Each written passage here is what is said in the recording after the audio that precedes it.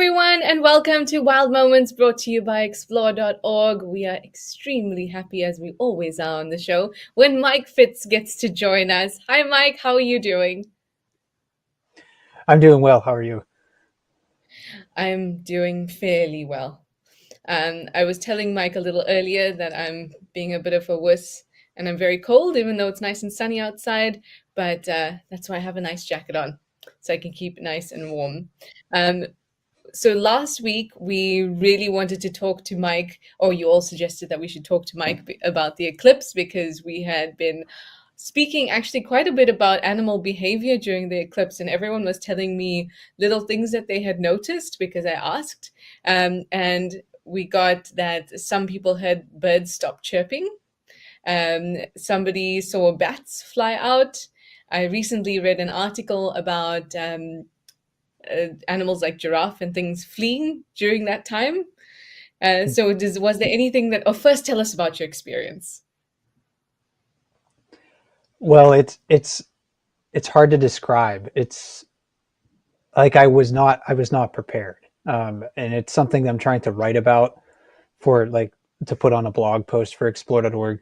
But yeah, the moment of totality, it's like the lights just turn out, and then all of a sudden the sun is replaced by the blackest object that you can ever see, and the difference between 99% of the sun being covered by the moon and 100% of the sun being covered by the moon is profoundly different. It's not the same thing. So I was lucky enough in the past to see some partial solar eclipses, but it doesn't compare to totality. So I encourage everybody, if you have that opportunity sometime in the future, take advantage of that opportunity to see it. It really is like nothing else.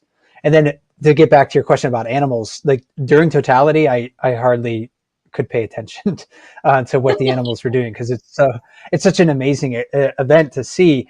Where I live now, we still have some snow on the ground, and most of the ponds are still frozen. I was kind of hoping for a little bit of an early spring this year, because if the frogs were busy in their breeding pools, then I think we would have heard, species like wood frogs and spring peepers start to call suddenly as they sense the daylight uh, is shut down.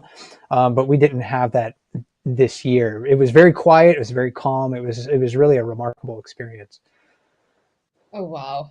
It's I mean, like you said to me, I'm definitely going to make an effort.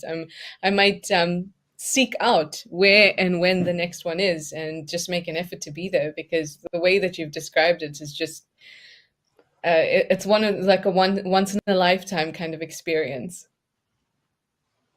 Yeah, the pictures do not do it justice. Like I tried to take photos too, and they all suck. They're all kind of like blurry or whatever. And even like we had a webcam streaming from my house, which was really cool to share that experience with everybody. But even that, I mean, it's showing like the sun, and it shows the eclipse, but you don't get the full effect. And even like if somebody's just holding up and using a camera phone or something like that, I just don't think it quite compares. So it's one of those things. I don't really know how to describe it, but yeah, it's one of those things that you must experience in person. Oh, I have to. I have to. Sorry, we got stuck right in, and I forgot to remind you all that we're live and interactive, so you can send through questions and comments. I've already got a lot coming through, so let's get through them, and then we'll head into what the show is all about, where we go through clips over the week and just some fascinating behavior, and then we get to chat about it. To start us off, oops. We have Tris Vissop that says, "Hello, everyone. Greetings from sunny Poland. Yay. You hope that you'll have fun today, as always, and you've got some cool water in hand. I'm also in the water club today.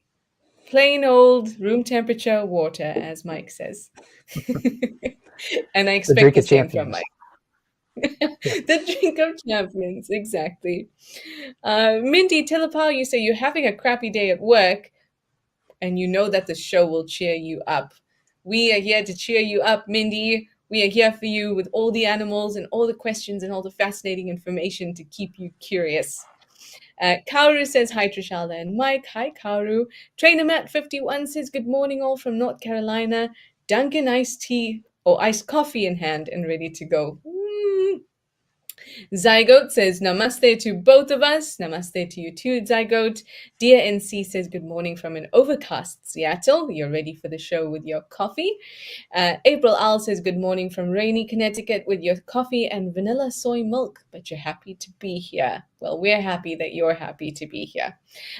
One of my favorite things about doing this show, apart from the fact that when I have a busy day, it gives me a break and a moment to also reabsorb myself into nature and wildlife, is that I hope that I leave the show feeling happy and with a smile on my face. And if we could do that for all of you, that would make me very, very happy.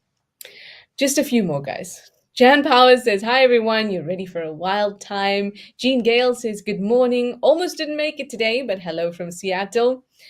Be a Lion Outdoors says, looking forward to another amazing episode. And Amber Coe says, happy Thursday to all, and thank you here on a sunny day with coffee and yogurt. Amber Coe, you have some interesting combinations. And you're waving hello and to our guides and zoomies as well. Rolling Trouble has rolled in. You say hello from White Salmon, Washington. Coffee and water for the show. And oh my goodness, Bob from Kalamazoo is here. Bob says, good day, Trishala and Mike from rainy and chilly Michigan. And Rolling Trouble says that she was waiting to hear about your experience with the eclipse. So I'm glad that you managed to share that with us. Mindy Tillapau says that she watched the eclipse in upstate New York and it made you feel closer to the universe. I think that's the type of thing that's really difficult to describe, as Mike was saying. The magnitude. I concur with that. Yeah. Anyway, we have some really cool clips. Let's jump in. The first one is a lioness with two cubs. Let's just have a look at this interaction. It's the Takazile pride. Oh,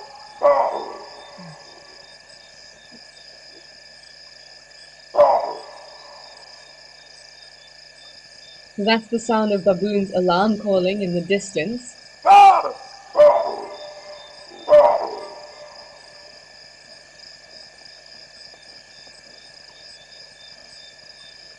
Do baboons have a specific alarm call for different types of predators? I know certain primates will have that. Like they'll differentiate between a snake, for example, and maybe like a feline. Yeah. So as far as I know, and I think there's still a lot of research that has to be done specifically with baboons, but I know with other primates they do have that. Like velvet monkeys, for example, will differentiate. But with baboons, it seems that they don't really alarm call for snakes or for predatory birds. They will almost only alarm call for big. The problem that I have, I mean, guiding out there, and when you hear a baboon alarm calling, oh,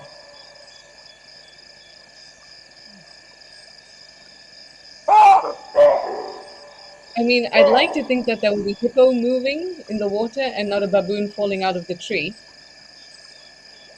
Right. What I was saying is that when we're out there and we hear a baboon alarm calling, it's a great way. It's great for us. It means that okay, we're going to find a predator, and then we can follow those alarm calls. You see the baboon, but the problem comes in when firstly it's a very reliable call. They don't alarm call for nothing, and not when they're just spooked. But the problem is they also alarm at each other when they're irritated with each other and when they fight. And I'm sure that there are subtleties in the pitch and frequency of that sound compared to when they see a big mammal predator. But I haven't seen papers specifically trying to figure out the different voices of a baboon. But that was that's a great. Yeah, it was really interesting to listen to, and I think that's a great tip that you mentioned too, Trishala. With if you pay attention to what prey species are doing, often you can figure out what predators might be doing, because a lot of these animals have to be hyper aware of their surroundings, otherwise they become food for something else. And Yeah, sometimes those moments of relaxation is when a predator takes advantage of them.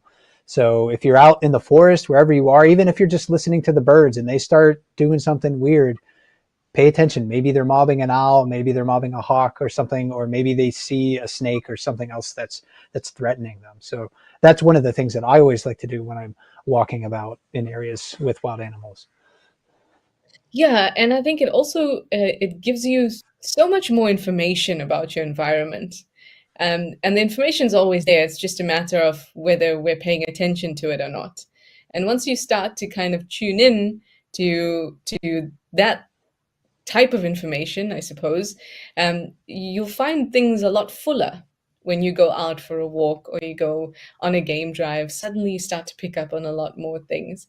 And if you're lucky enough to hear a baboon or a kudu alarm calling, you can be pretty sure that there's a leopard or a lion around the corner, which is like for a guide that hasn't had a drive without seeing anything, it's amazing to hear an alarm call. And what about the lions in that clip? Those cubs were pretty mobile, but they weren't that big either. So what about their age? How old do you think they were?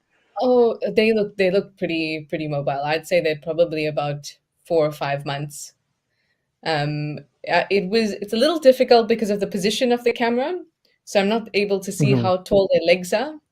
But just from the way that they were moving, they look like they've been following mum. Oh yeah, yeah, they're past the chubby cub phase. They're jumping around, they're taking the lead, their legs are nice and tall.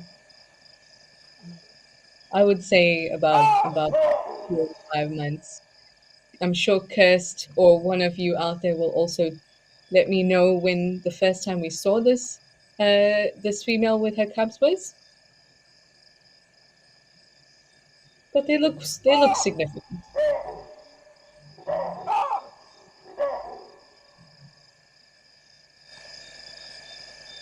I just want to wait till the splash.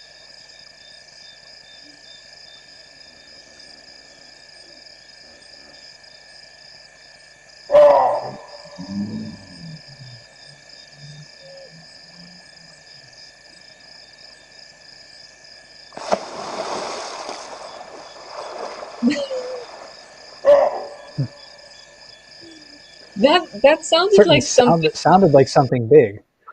and it sounded like it had a significant force. It as if it fell from a height, as opposed to an elephant or a hippo wading in. Yeah, whatever it was maybe it had some mass to it. Maybe if it just had some momentum to it. I'm not sure. Yeah, it wasn't something that the Lions were obviously expecting in that situation. So they turned, they look. It's nighttime. Maybe they can't see what was happening that well, but it also wasn't something that they thought was mom thought was threatening in that moment. She turned, she glanced, she assessed, and then she just kind Yeah, of continued to move on. exactly.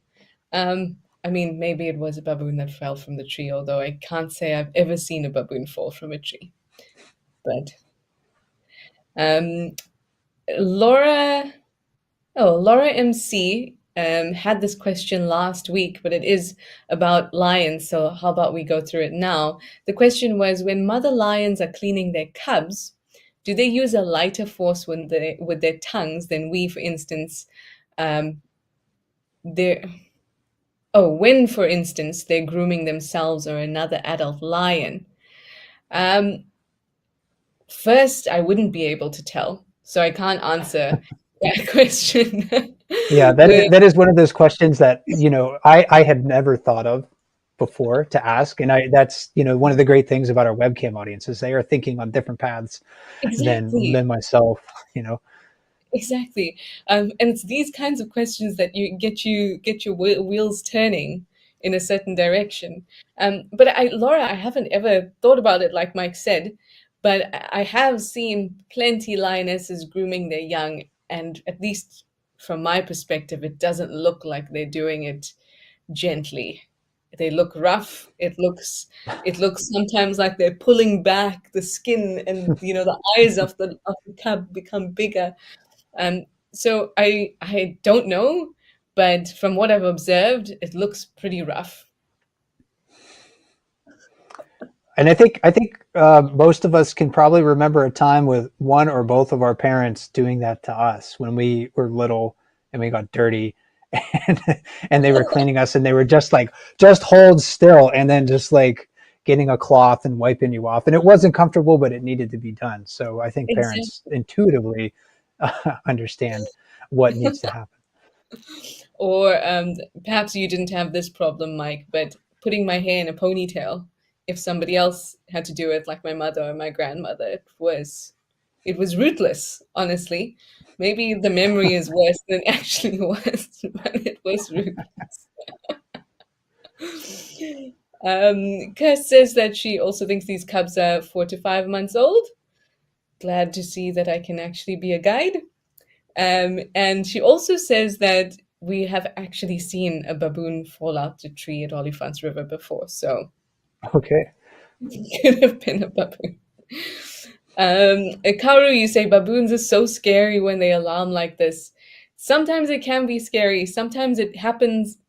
I mean, you don't know when it's going to happen, and very often baboons are blending into the environment and they're up in the trees. So sometimes, if you're walking below a tree and maybe there's a young baboon that wants to alarm at you, which they will do, and suddenly you get this bah, and it's deep and loud and it comes right from above you. It can be very, very scary.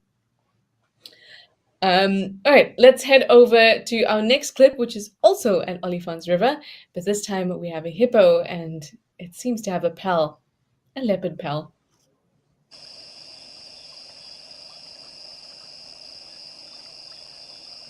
That big rock in the middle, that's the hippo.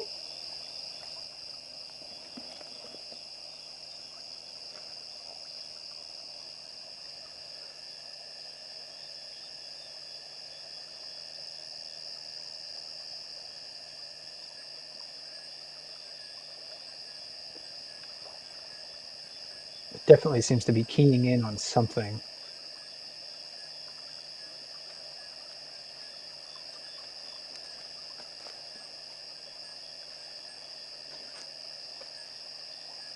Oh, um, that was very, very, very sneaky on the leopard's part. Right. Yeah. Based on, the hippo, it's sort of like the direction it was facing. It looked, and it was hard. It's hard to see with the infrared, maybe where they're exactly looking, because you just sort of Mm, see the eye glow.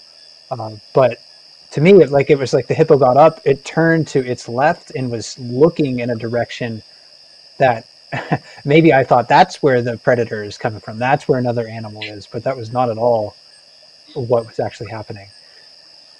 exactly. I also thought the leopard was going to come from that direction, or at least from the side, but it seemed to pop up right behind the hippo. And the hippo is in a little bit of freeze state there, it seems. That's quite interesting because we know that hippos can be very aggressive towards even other species that are of no threat to them at all. And hippos are most comfortable in water. So my prediction would have been that the hippo would have been able to smell the leopard. It's very hard to hear a leopard. If you're in the bush and you think that you hear rustling in the bush, it's never going to be a leopard, ever. You don't hear leopards as they walk. But I thought the hippo would move to the water if it smelt the leopard. That's its place of safety. But instead, it honestly looked like it didn't notice the leopard at all. And the hippos are, well, that hippo in particular seemed much larger than the leopard. And a lot of times predators are really evaluating risk reward.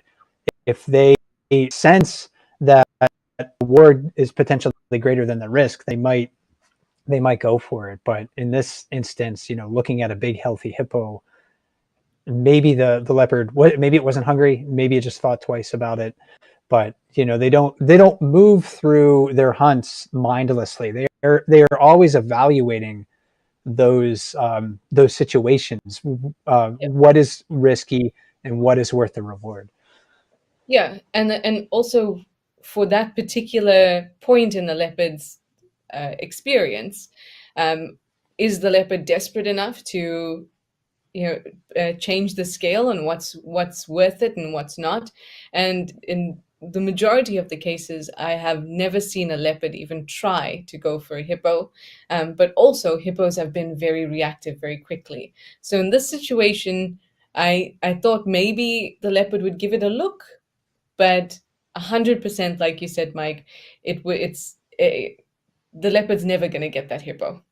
That was never ever going to happen. And the size difference is massive, really massive. And I think the leopard would have made that decision far before it actually got to the hippo. Yeah, so maybe the leopard's thought process at that time is just like, how can I get by this thing safely? Like, Exactly. How can it be as non-confrontational as possible with this hippo? Ooh. Zygote, you say that you've seen tigresses licking cubs and cubs tumble away. Yep. Felines licking their young can be very rough. April Owl says, regarding the splash from the previous clip, couldn't a croc have slapped its tail or pushed out of the water to attack? You've seen them doing that at night. It's a different kind of sound. I can uh, 99% say that that's not what that sounded like. This sounded like something dropping into the water, which is different. It's a different sounding splash. It's also a really difficult thing to explain. It's like trying to explain how I can know that it's an elephant drinking and not something else drinking at a at a water hole. Or sometimes I found I found a leopard from the sound of him drinking at the water hole, but I couldn't see him, but I could hear that there was a cat drinking. And it's little things like that which actually come back to what Mike was saying about listening to what animals are doing when you're out. We were speaking about what prey species are doing because that can give you clues, but also if you listen to the sound of the water, the sound of breaking branches, that can also give you a lot of information. And even though the 1% says it could be a crocodile or even another animal getting into the water, splashing around, 99% sure that was the sound of a drop, something dropping in.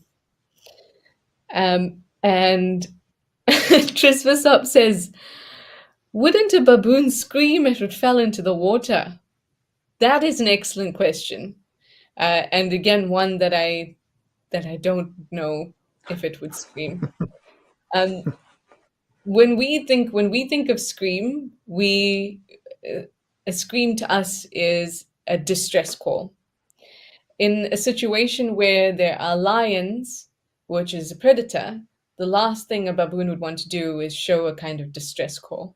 And then when we think about a baboon alarm calling, that's different to a distress call. That's an alert, an alarm. So it wouldn't do that as it falls either. It may shriek, like a high pitched squeal, but I mean, if you've ever fallen out of a tree, you know these things happen so quickly.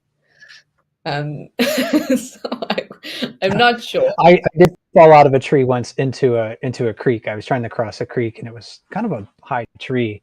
This is one of the things that you do when you're 12 and you're kind of dumb. But yeah, and a branch snapped and I fell right down to the water. I did not scream.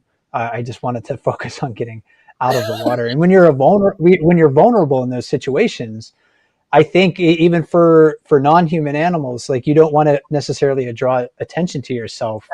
Uh, for humans, it's different because we can call to another person and be like, "Hey, I need some help."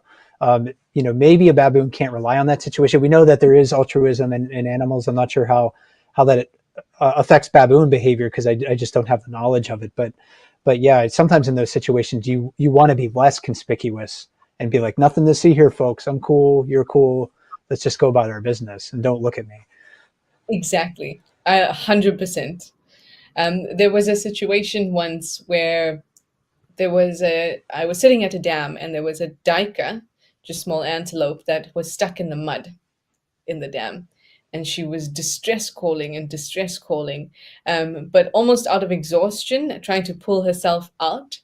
And a leopard came along, but from a distance. I could see it coming along. The duiker wouldn't have been able to see the leopard, but she obviously smelt the leopard because she went very Hmm. silent very quickly.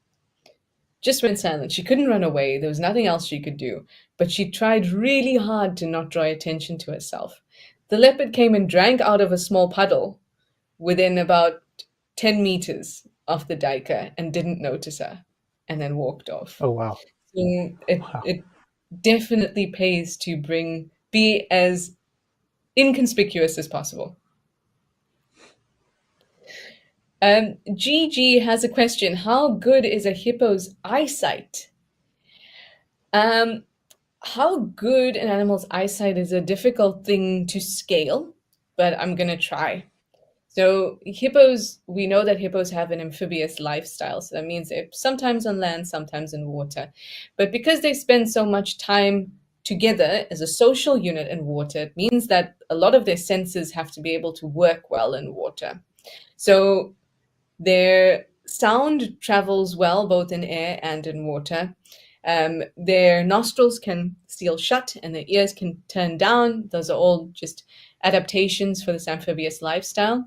And their eyes, they do have a second membrane or a second eyelid, an nictitating membrane, in order to make sure that they can see well in water also. But what tends to happen when there are a lot of adaptations for a specific niche or to fill a specific niche that's perhaps unusual is that they've got to make changes to all their sensory organs in a way. So I would think that their eyesight is, well, for one, not comparable to that of a feline, and probably not great. And that's why I say it's a hard thing to scale because I can't compare their eyesight to anything. They do have interestingly shaped pupils though that help them when it comes to letting light in because of the reflection of the water, but also letting sufficient light in when they're on land. So all that information is great, but I'm not sure it's really helpful in being able to tell you how good their eyesight is. But if you're thinking about the leopard compared to the hippo, the leopard's definitely got the advantage. The field of view might be one of the things that's most different about, Yeah. well, for humans and hippos and leopards, like leopards being a predator, humans, being what we are, and omnivores and predators, we have this binocular vision. So our field of view doesn't extend very far beyond the sides of our faces. But a lot of other animals have their eyeballs positioned more to the sides. And it seems like hippos too, because they're so aquatic, like their eyes are just sort of like slid up on their skull. And Exactly. you see that how well it works when they're in water. So their field of view is probably very different than what we experience. Yeah, and with that in mind, the angle at which the leopard came in that clip seems to be in the black spot, in the blind spot of the hippo. It came in almost at the perfect angle. Um, Tris Visup, you want to know, did the duiker manage to get out of the mud? She did manage to get out of the mud. She got out of the mud, and about 5 days later, I saw her again because she had still had a line of mud across her. All below her, her belly and stuff, the mud had fallen off, but there was this dry line just on her flanks of the mud line. So she did manage to get out. Yes, I had to, yeah, sit through the entire ordeal, which was a very difficult thing to watch. Um, Rolling Trouble asks if we've ever seen a lion with a hippo kill. I have seen lions with a hippo kill, but they did not kill the hippo.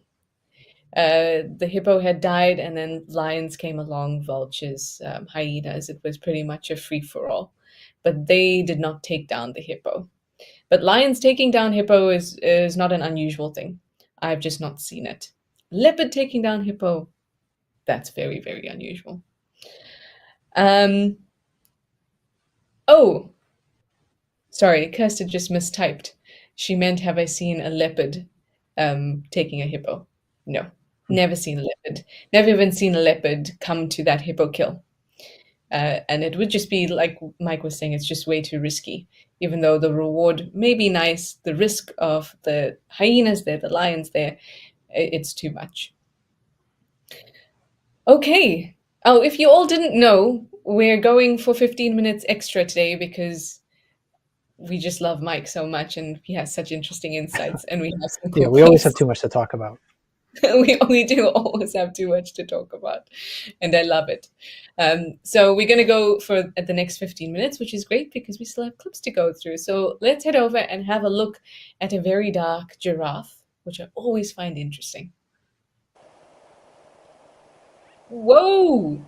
That's probably the darkest giraffe I've ever seen.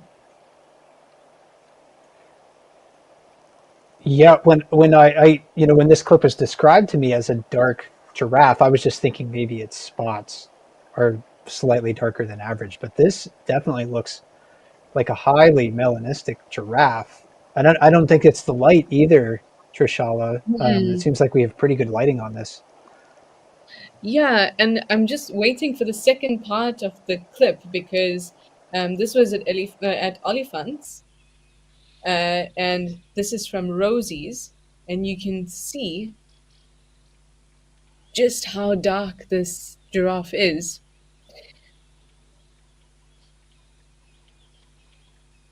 Oh, yeah, this is the darkest male that I have ever seen. So there's a relationship between the amount of melanin a giraffe can produce and their status. So the most dominant bulls in an area are the ones that tend to be darkest. So somewhere along the line, there's a relationship between the production of melanin and testosterone levels. How, though, I'm not sure.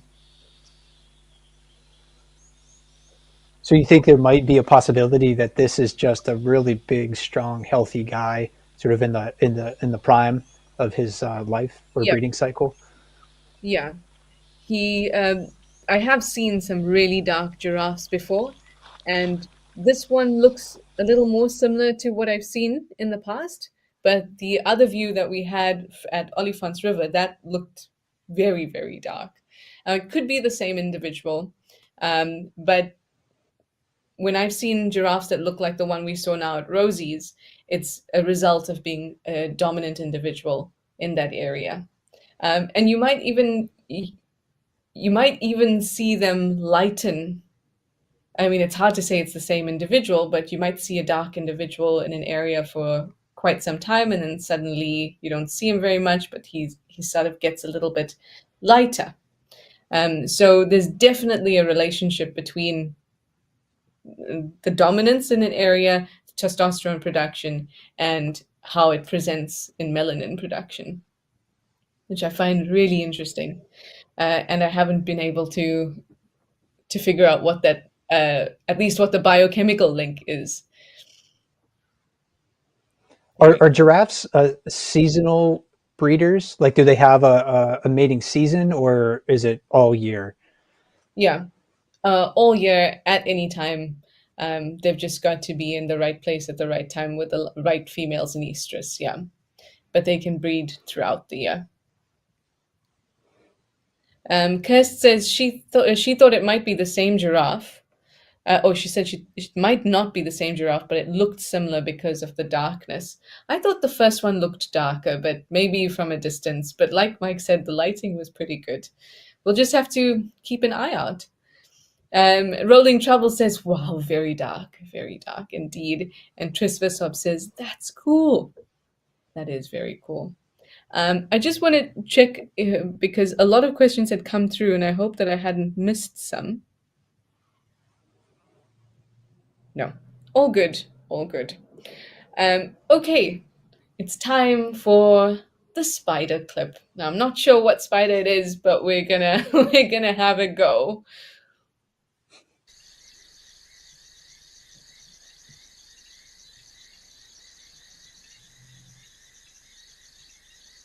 I Mike, how love do when you we feel? get these glimpses of the the little things, the things that aren't classically what people would consider to be like beautiful. This is just a great looking spider. Oh, the spider is fantastic. Now you might think that it looks very much like a tarantula, and it does. It's really big and chunky and hairy.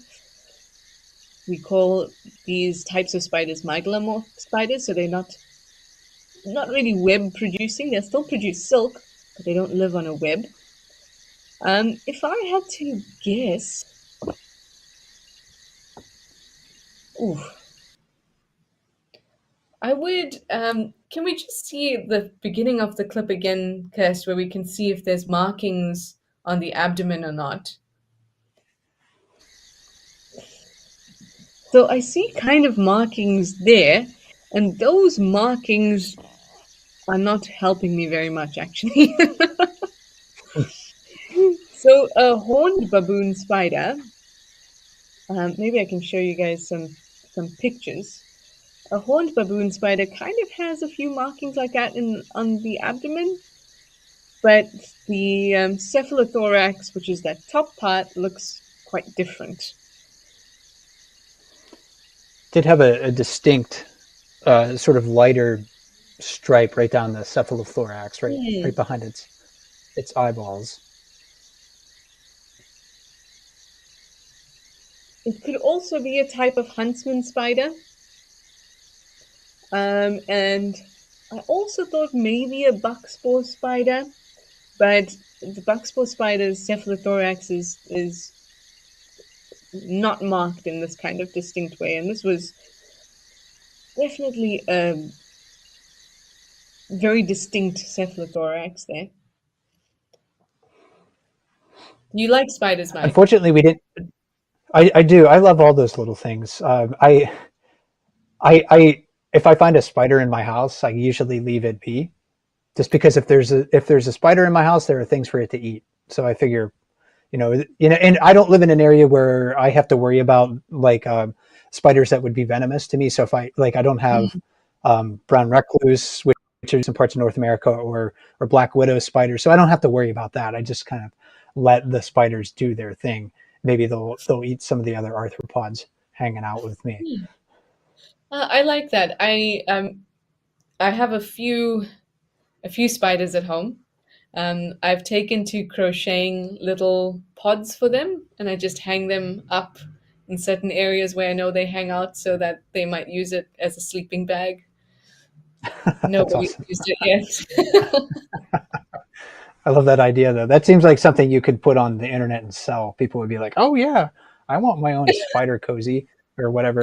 So Spider cozy is the perfect descriptive word for it. It's exactly what it's like. I gift that to you if you want to trademark it. Go ahead. Okay. Spider cozy. Spider cozy it is. Yeah, Oh, but we have I love watching those clips. It's unfortunately we didn't get a chance to see it, but the quickness of spiders is always something that startles me. Not in a way that makes me fearful. It just happens so rapidly. You see them lunge at their prey, and it happens so quick that your eyes and your brain can't connect the dots. Like it just happens. It's like it's boom boom, and what happened in between you can't sense because it just happens so fast. yeah, it is it's really amazing. I love spiders too, if you didn't know by Spider Cozy. But there was one time where there were a lot of baboon spiders out, and I think a baboon spider is probably the best candidate for the spider that we saw just now. And there are a couple different types of baboon spiders that we may see. I'll show you a few pictures if I can find some. I'm not sure if you'll be able to see very well. Can we see these? All right, so up there is the Yeah, a little bit. golden baboon spider. There's a Namakwa baboon spider down here, and here's a horned baboon spider as well. But you also get a blue-footed baboon spider, and there's a couple of other species as well. And it kind of looks like the best candidate. Which exact species we looked at, I'm not sure. But what I was saying is that we were in an area where there were lots of baboon spiders around, and even though their venom is not particularly toxic to us, it's still going to hurt because they're a large spider, so their chelicerae is quite big. And I had this exact situation where it happened so fast, and I was looking for a spider that was in the house, or in the place we were staying at, and I couldn't find it anymore, but it was lingering around my backpack. But then we had to change sites to a tent. And then I got to the tent and I opened up the backpack and I had a look if the spider was there. It wasn't. And then I picked up one of my books and I was just lying on the bed and I opened the book and I thought I saw something run like a spider. But it happened so quickly that I dismissed it immediately. That it couldn't have been that. I looked again within that second and there was nothing anywhere. Continued to read my book and the spider was there on the bed next to me. It just so quickly, like it doesn't even register. Doesn't register at all. Trisvasop, you say, could it be a flatty? I don't think it'd be a flatty. Flatties, as the name suggests, are really flat and they tend to be thinner. This was quite chunky and quite hairy. And flatties are the types of spiders that if you have a sliding door, you could slide it over them. They can be so tight against a wall. And their legs, because they have to be so close to a wall or so flat, their legs are quite sprawled as well. So their legs don't move to anywhere kind of beneath them. Beeline Outdoors says, looks kind of like a blue-footed baboon spider. I think baboon spider is definitely the one. And this was seen at Tembo Plains, and blue-footed baboon spiders are endemic to kind of KwaZulu-Natal or northern KwaZulu-Natal as well. So I think we've got it. We'll have to do a bit more research though. Kaoru, you say that was a cool spider. As long as it's not on you, that's all good. I think that's most people's feeling about spiders. So sorry, when I said brain is computing, Tembe is in northern KwaZulu-Natal. Tembo Plains is in Zimbabwe. But blue-footed baboon spiders are endemic to northern KwaZulu-Natal. Whether they go up into Tembo Plains in Zimbabwe, it's possible because it's still up in the north, just not directly north of KZN. So it is possible, but we'll have to do some more research. Amber Co, you say you enjoy these shows so much. Having the extended time was fantastic, and you're smiling as you go off into the rest of your day. Well, that reminds me that it's almost time to say goodbye. Well, we have time for one last quick clip, and then we will say goodbye. So let's move all the way down to the Western Cape where I am and have a look at a girdled lizard with its baby. Ooh.